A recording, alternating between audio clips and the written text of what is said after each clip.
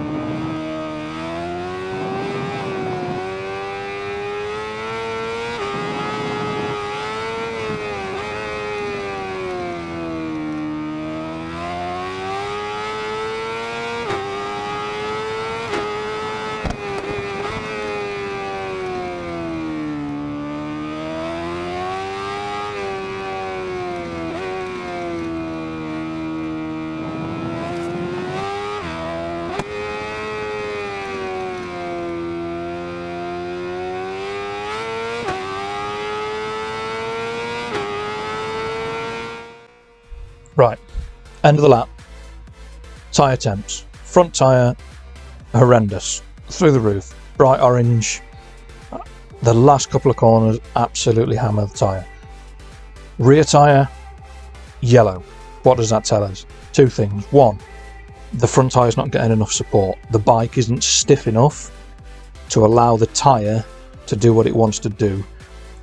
The tyre is supporting the bike rather than the bike supporting the tyre. The rear of the bike is compressing and then firing back again. So the rear of the bike, the support is near enough okay. It's yellow, it's not orange, so the spring rate is quite close, but the compression and rebound damping are miles away, the way that the bike is pogoing about. Anti-wheelie was flashing quite a lot because the bike's not being supported in the right way. The weight transfer is not smooth, it's not controlled, it's causing the bike to want to wheelie all the time. So let's fix it, let's make an adjustment, and then we will go back out, try another lap, and we will try and refine the process, hopefully in 4, 5, 6 laps. Before we start adjusting things, let's have a little look at each area of adjustment in the suspension and a quick chat about what it does and how that affects the bike. It's not the same as how suspension works in the real world. First up, preload. Preload in the real world is affected by rider weight. A heavier rider will need more preload. Preload pre-engages the spring. A heavy rider doesn't need the first however many millimeters of travel in the spring because they're too heavy for it. If you have the incorrect preload on the front of a bike, you squeeze the front brake on, the front end of the bike will just vanish from underneath you. The suspension will just dive. Preload, by getting the right preload, the support will be there as soon as you put the front brake on. All of the motorcycles I've ever had in the past, first thing I do is get the book out, look at how much adjustment there is, how many clicks, how many turns, how many twiddles, stick a bit of bike kit on, go out to the garage, open all the adjusters right up, take all the preload off, and then get on and off the bike. And I set the rider sag. So how much am I compressing that suspension just by being on it? The settings in the game do not correlate with how you would set a normal motorcycle up. And that is the problem I've been having. That's why I've been crashing. That's why riding different types of bikes, I've been adjusting it the wrong way. It's taken me weeks and weeks and weeks of moving the adjusters from one extreme to the other, mucking about and looking at what it does to the bike, how the bike feels, how it behaves, to feel confident enough to do a setup video. So, preload in the game. Preload in the game primarily affects how fast the bike responds. Front preload, the lower the value of front preload, so 0, the lower the bike at the front will be to the ground. It will respond much more quickly. It will eliminate understeer. The rear is the opposite. You want it to respond faster, you need to move it more towards 10. If you move towards 0, you'll sit the back of the bike down, it'll respond slowly, it'll understeer, it'll be absolutely awful. The key to preload is not to have too big of a difference between the front and rear settings. I'll go 2 clicks normally, sometimes 3 if a bike has a really long wheelbase, a Hayabusa, a ZZR 1400, or some of the Ducatis, the long wheelbase bikes.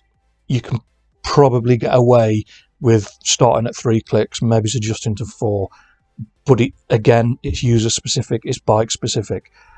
I will go to 2 and then adjust from there. Spring hardness, front and rear. On a real motorbike, the harder the spring, the more energy needed to compress it. If it's soft, it'll feel soggy. You'll have to turn all of the damping up for compression. You'll have to run a load of preload to get where you want to be, and it just won't be very nice. Changing springs on a bike in the real world is, well, it's not cheap, it's not mega expensive, but it's not something that most people will do. On the game, spring hardness affects the amount of support the tyre gets. If you want to run a soft slick, you will have to run very high front spring hardness.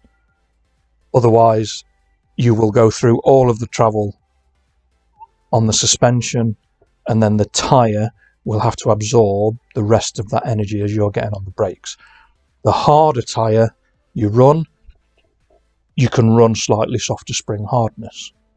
However, the game doesn't seem to be able to cater for the bigger, heavier bikes quite as well. It's almost like the spring hardness is linear. So a smaller, lighter bike has the same springs, the same rate of spring in as the heavier bikes. So in this video, we will run the spring hardness almost at full towards the end to try and get the support through the tyres that we need. Rear spring hardness, again, it's just support for the tyre. So if the tyre is blue, as in cold, take a little bit of spring hardness out until you start getting some temperature in it. If you're struggling with setup, or you've never mucked about with a setup before, only do one thing at once. If you increase the support on the front tyre, that will move energy to the back of the bike, and vice versa. If you support the rear of the bike more, you will move energy forward. If you take spring hardness off the rear of the bike, you will move energy from the front to the back.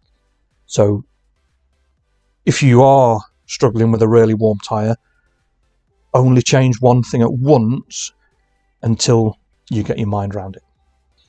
The next two, the front and rear, I'm not going to talk about them independently. I'm going to talk about rebound and compression because they apply the same to the bike. So rebound. Rebound in the real world, that affects how fast the spring is allowed to boing back up. So if you have a spring and there's no rebound control on it, you compress the spring. As soon as you release the spring, it springs back up again. A pen with a clicker on the top and a spring in it, there's no damper on that. The damper is your thumb.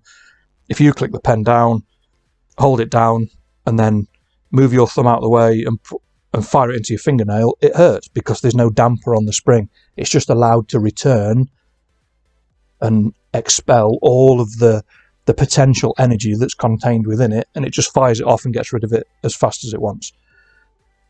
On a bike, to control how fast the spring returns to its top point, you have a rebound damper. In a motorcycle, in the real world, it is oil-based. As you compress the spring, the oil flows through a device inside of the fork leg, and to stop the spring firing back at you and firing you off to the moon, the oil has to flow through another adjuster inside the fork, hence controlling the rebound. To reduce the amount of rebound, you screw the adjuster in. You add rebound damping.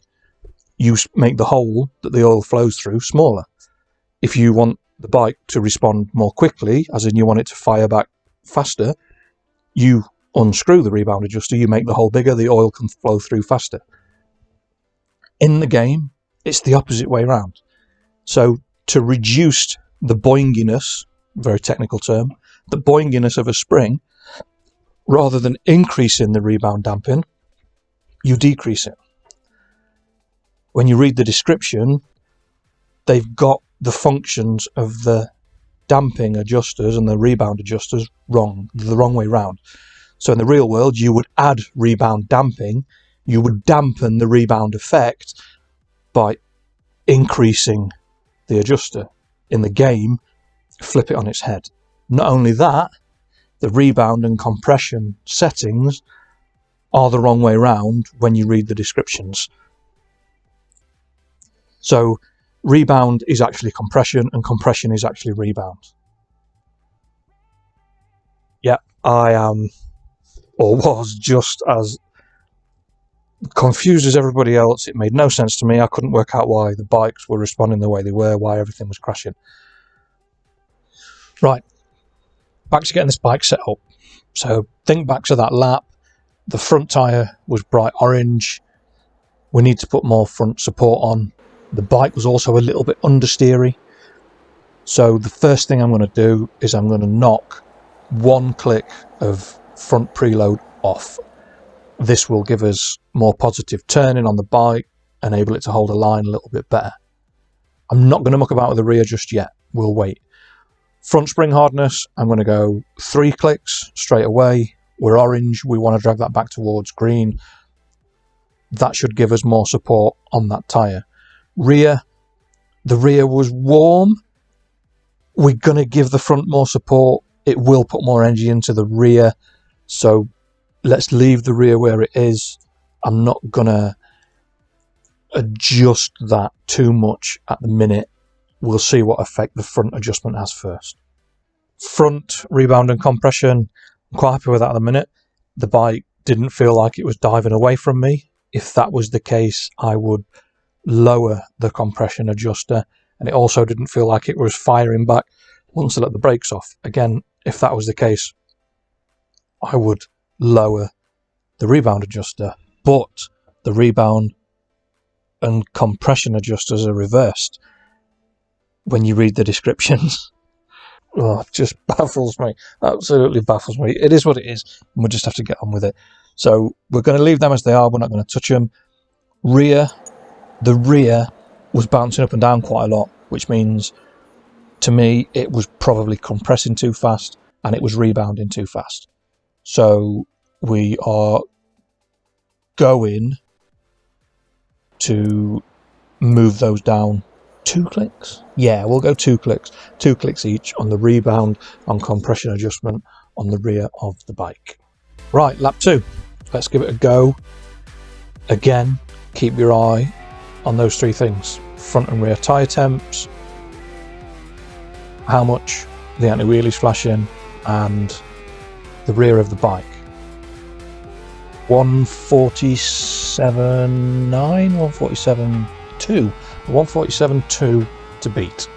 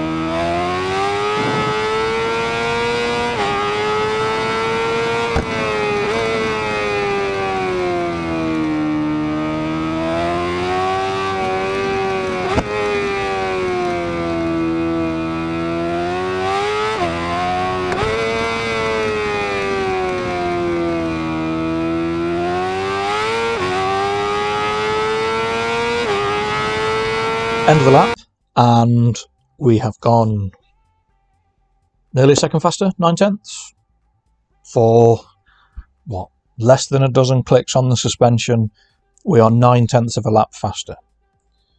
Looking at the tyres, the front is still getting too warm, the rear isn't too bad, so we can jump back out and we're going to adjust the bike to try and give the front end the support it needs. Before we do that, the bike was much more controlled. It was holding a tighter line for longer, it was more stable, there was less rocking and rolling from the back end, it wasn't trying to slide out as much. That's a positive change, so we'll keep going in that direction and see how much more of an improvement we can make. Back to the adjustment then, and the first thing we're going to do is knock the spring hardness all the way up to 10. Full hard. The hardest spring that we can. When you run a harder spring, the spring has more boinginess. So to counteract the boinginess of the spring, we're going to have to turn down the rebound damping of the front end. We want the bike to come up more slowly because the spring has more potential energy within it. So we're going to knock the rebound damping down, But remember, rebound is compression and compression is rebound. So we're going to knock the compression damping down a click. We're also going to slow down how fast the bike compresses when we put the brakes on, just to give the front tyre a bit of help in managing the amount of energy that we're putting through it. So if we reduce that compression rate, it will give the front tyre more of a chance to hang on for that little bit longer across the lap. We're not going to touch the rear end. We're going to leave that as it is. We're going to see what difference these changes make.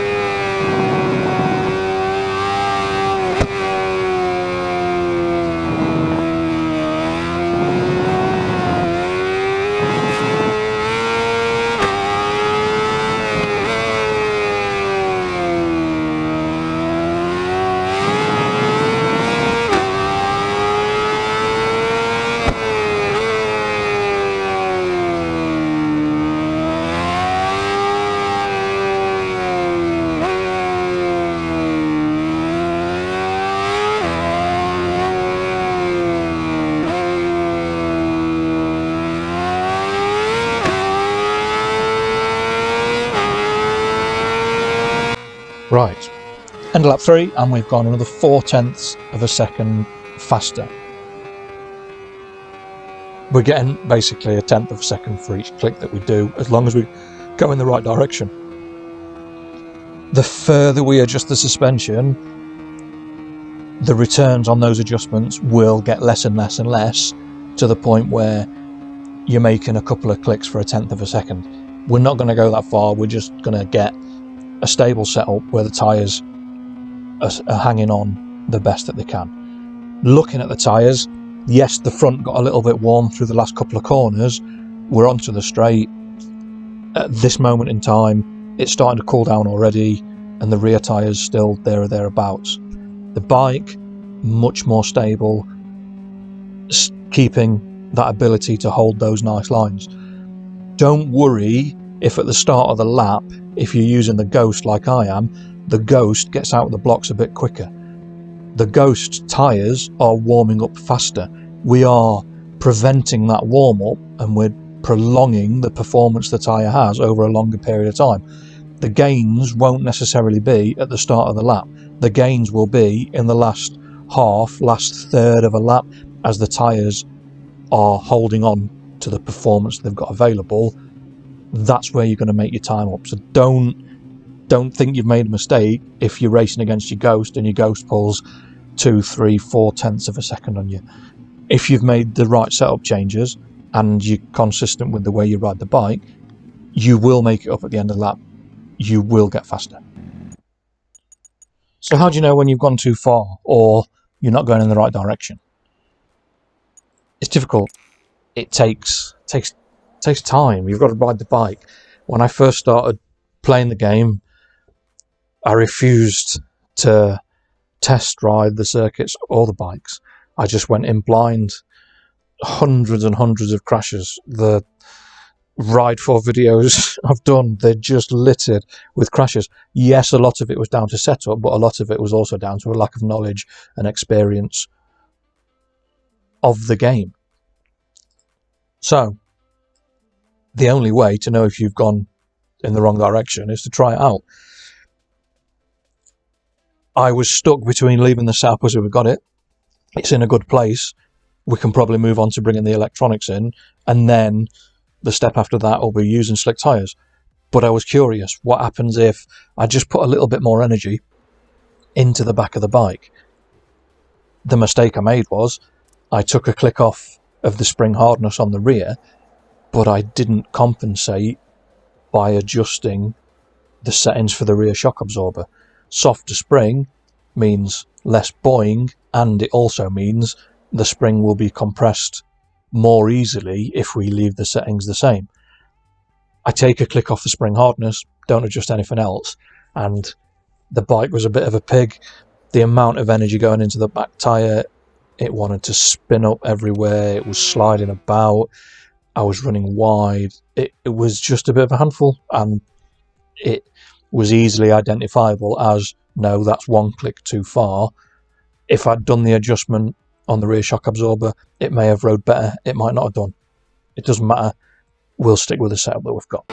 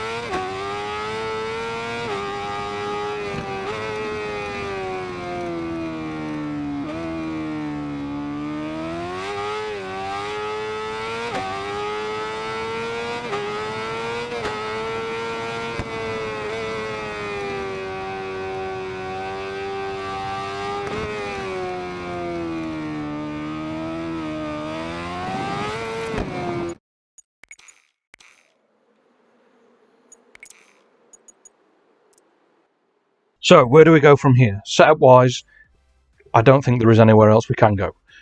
The bike rides really well, it holds a line. We're still boiling the front tyre up a little bit,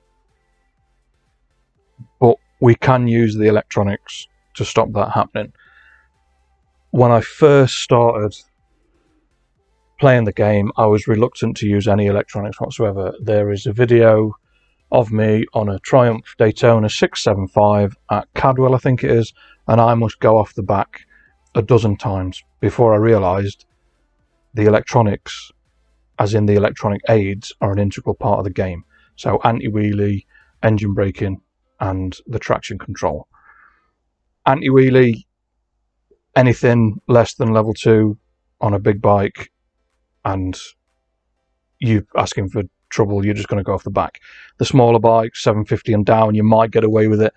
The really small bikes, you'll get away with running none whatsoever. I don't find that I can control it.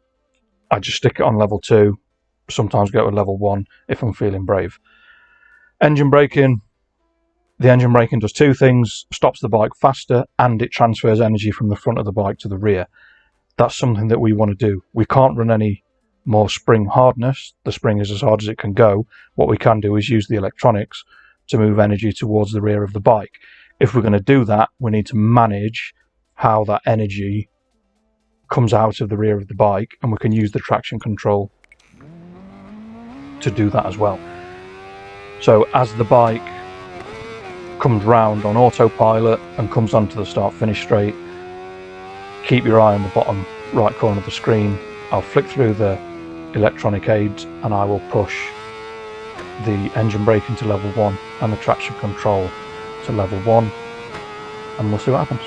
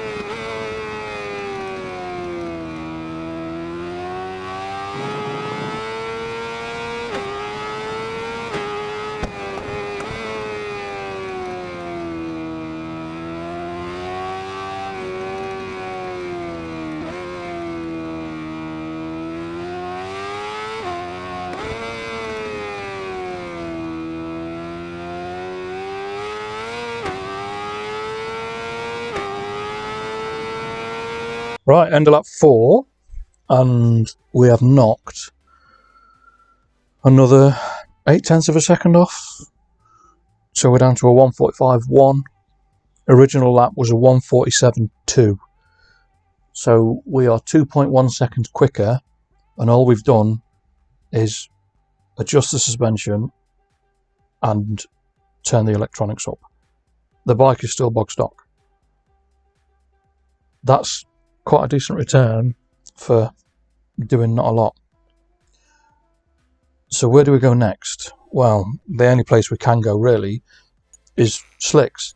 We can't make the front of the bike any harder.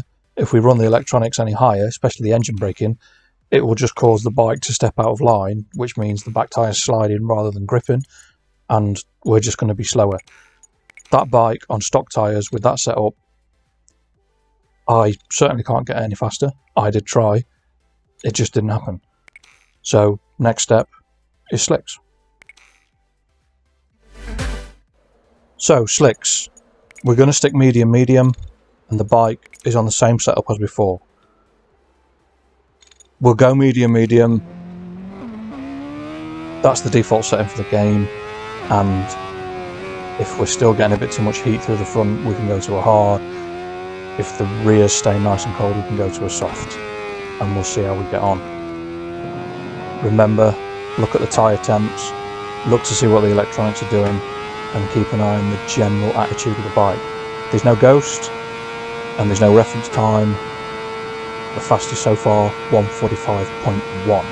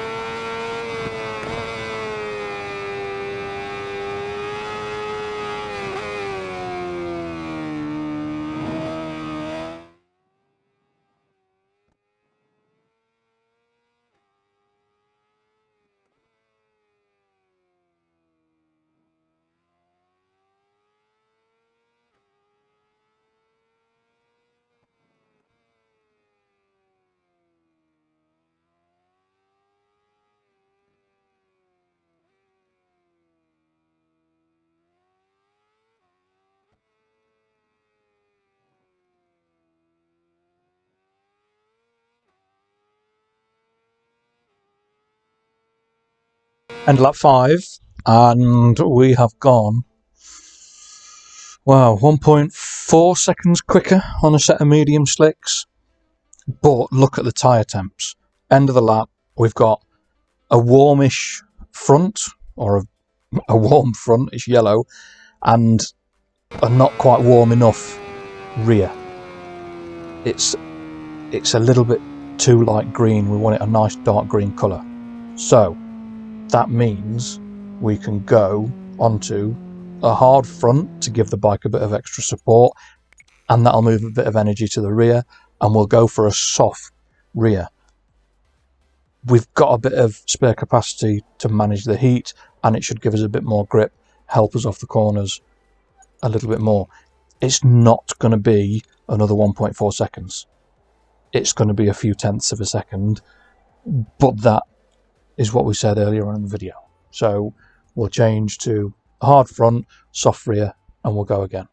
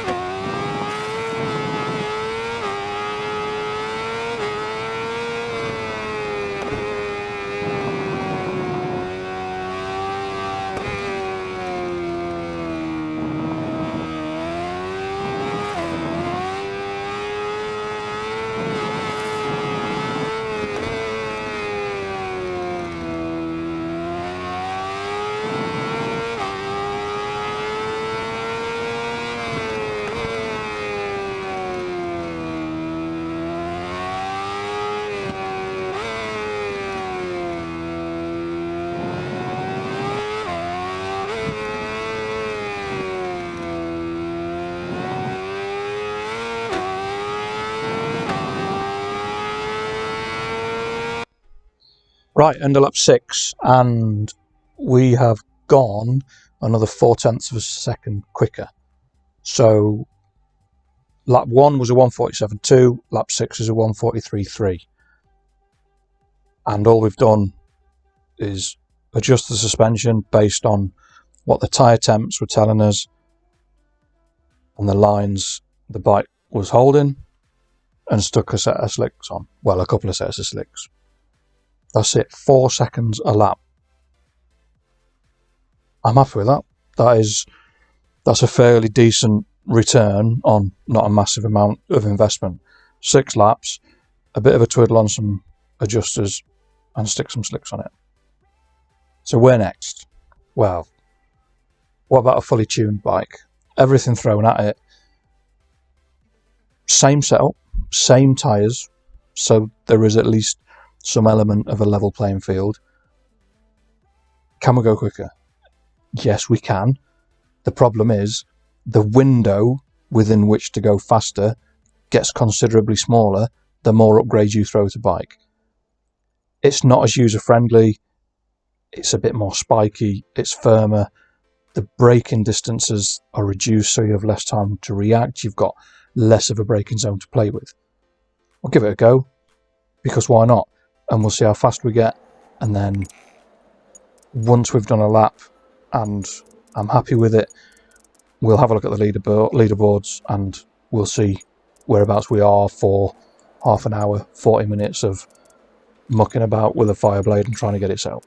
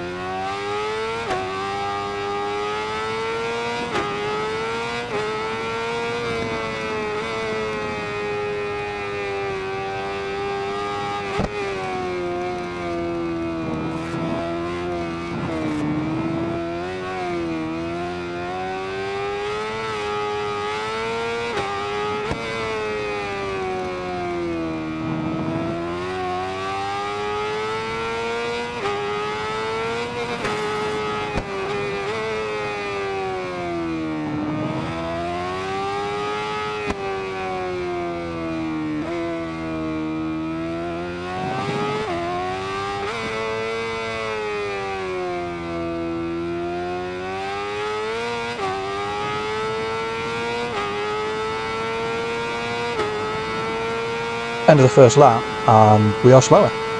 The bike it's harder to ride. There's so much more performance on tap with regards to braking and holding a line and getting on the gas. Plus I made an absolute horlicks of the chicane at the back end of the circuit. So I'm going to stick with it and we're going to go for another lap and see what happens.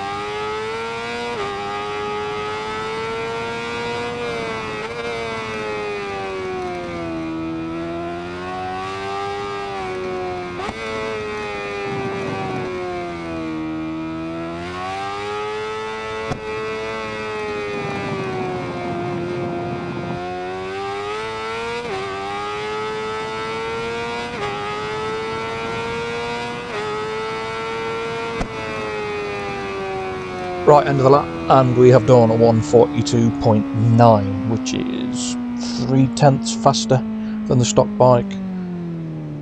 All those credits, all that effort, and it took 2 laps for 3/10 of a second. Yes, there's more time in it, obviously. If I spent lap after lap after lap just hammering and hammering and hammering the bike, is it worth it? Well, depends how bothered you are about going up the leaderboards. The bike's nice to ride, the tyres look good at the end of the lap, and it's quick. 142.9 is fast. The fastest I've ever gone round there is a 142.91, I think, on a BMW S1000 RR, and that was the 4th fastest time for that leaderboard on that track using bikes in that performance range. Our stock bike, with the stock setup, just with slicks and the electronics and everything sorted out, did a 143.3, so that would have been 6th on that day on that leaderboard. I don't think that's too bad. I think that's too bad at all. 6th on a stock bike. I'll take that every day of the week. I will do videos on naked bikes, setting them up. They are slightly different. The weight balance is normally more to the rear on a naked bike. The bars are slightly higher. You do need to set them up slightly different. And I might do one for the longer stuff as well, the Ducatis and the ZZRs and so on and so forth. If this is received in a positive manner, I might start doing setups for tracks and bikes, track guides and bits and bobs. But we'll see. We'll see how it goes. Thanks for watching. I really appreciate it. Stay safe. Smash the like button, turn the bell icon on, and subscribe. It means a lot to me, even if it means very little to you. Thanks again. Stay safe. Peace out.